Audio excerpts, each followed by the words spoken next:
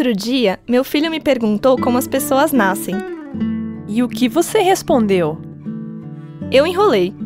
Contei a história da cegonha, a mesma que eu ouvi da minha mãe quando eu era criança. Mas seu filho já tem idade para compreender como isso acontece. Eu sei, mas eu nem conseguiria explicar para ele direito, pois também tenho dúvidas a respeito disso. E ele sempre quer saber os detalhes de tudo. Então, como médica, eu vou lhe dar uma aula sobre isso. E aí você vê a melhor forma de explicar para seu filho. Numa linguagem fácil, ok?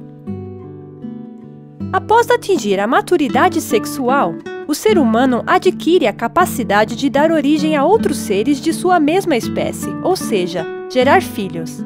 Para que um casal gere um filho, é necessário, inicialmente, que um espermatozoide penetre em um óvulo. Isso ocorre quando os espermatozoides ejaculados no interior da vagina atravessam o colo do útero, passando pela cavidade uterina e chegam até as tubas uterinas, por onde entram até encontrar o óvulo. Esse trajeto, aparentemente simples e curto, só é terminado após 2 ou 3 horas, e somente pelos espermatozoides mais fortes e saudáveis, algumas centenas dos milhões ejaculados. Os outros ficam pelo caminho, exaustos ou até mortos. Então, se a mulher estiver na época da ovulação, os finalistas dessa verdadeira Olimpíada da Reprodução terão como prêmio o encontro com o óvulo, certo? Isso! Depois que o espermatozoide penetra no óvulo, o conteúdo dos núcleos dos 2 gametas se mistura completamente, formando um único núcleo com 46 cromossomos. O corpo da mulher começa a produzir o hormônio chamado gonadotrofina, que segura o endométrio, evitando assim que a menstruação ocorra. Esse instante mágico da fecundação, que acontece algumas horas após a relação sexual, dará origem à célula ovo ou zigoto, a primeira célula de um novo ser vivo. Ela sofre divisões durante seu trajeto pela tuba uterina até o útero, onde irá se fixar. Quando ocorre a implantação ou nidação no útero, inicia-se o processo de gestação ou gravidez. A jornada do feto durante a gravidez é um milagre complexo e fascinante. Tanto que os cientistas dividiram em 3 fases, os 3 trimestres que representam uma gravidez de 9 meses. Durante o primeiro trimestre, as células se multiplicam e os órgãos crescem visivelmente mesmo antes de um embrião se tornar um feto. A cabeça cresce de maneira desproporcional e o pequenino coração começa a pulsar. No final do 3º mês, ele começa a fazer movimentos respiratórios e os músculos intestinais e esqueléticos começam a trabalhar e a responder à pressão local. É neste trimestre que todos os órgãos do bebê estão formados?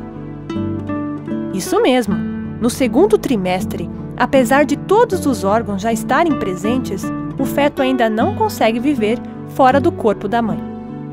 No 6º mês, surge um cabelo fino sobre o corpo e a mãe consegue sentir os movimentos do bebê. No restante do período de gestação, ocorre o crescimento e o fortalecimento do feto, tornando-o apto à vida no ambiente externo ao útero.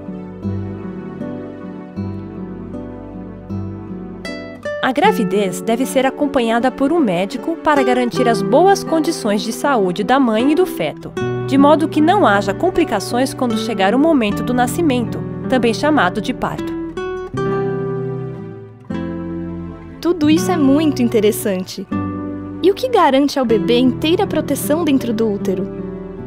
No início da gestação, formam-se paralelamente ao desenvolvimento do embrião estruturas especiais denominadas anexos embrionários. Um desses anexos é o âmnio, uma membrana que envolve o embrião, contendo na sua cavidade o líquido amniótico, responsável pela proteção do indivíduo contra choques mecânicos, movimentos bruscos e desidratação. Ele ainda permite que o feto se movimente, auxiliando no desenvolvimento muscular, e também impede que o bebê fique aderido ao âmnio. Outro anexo muito importante é a placenta, local de troca de substâncias entre a mãe e o embrião. Por ela, passam nutrientes e oxigênio para o feto, do mesmo modo que este envia seus resíduos para serem eliminados pela mãe. Parece que recentemente tem havido um número maior de gestações com vários fetos. Isso se deve aos tratamentos modernos de fertilidade, incluindo aqueles com administração de hormônios. Há também uma tendência hereditária para gerar gêmeos. Algumas vezes pode ocorrer numa ovulação o amadurecimento de 2 ou mais ovócitos em vez de apenas um, dando origem, portanto, a 2 ou mais óvulos. Neste caso, cada óvulo é fecundado por um espermatozoide? Exatamente. Quando isso ocorre, os gêmeos são denominados bivitelinos ou fraternos, ou seja, os embriões são geneticamente diferentes. Por isso, os irmãos podem ter características bem distintas, inclusive ser de sexo diferente. Também há a possibilidade de um único óvulo fecundado se dividir em 2 ou mais partes, cada um dando origem a um embrião completo. Neste caso, os gêmeos apresentam características semelhantes, são sempre do mesmo sexo e são exatamente iguais fisicamente. Isso acontece porque eles resultam de um só óvulo e de um único espermatozoide, ou seja, de uma mesma célula-ovo. São os gêmeos idênticos ou univitelinos.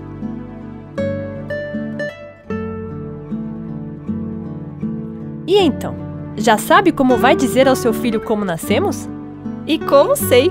Será hoje mesmo que toda essa história de cegonha vai por água abaixo!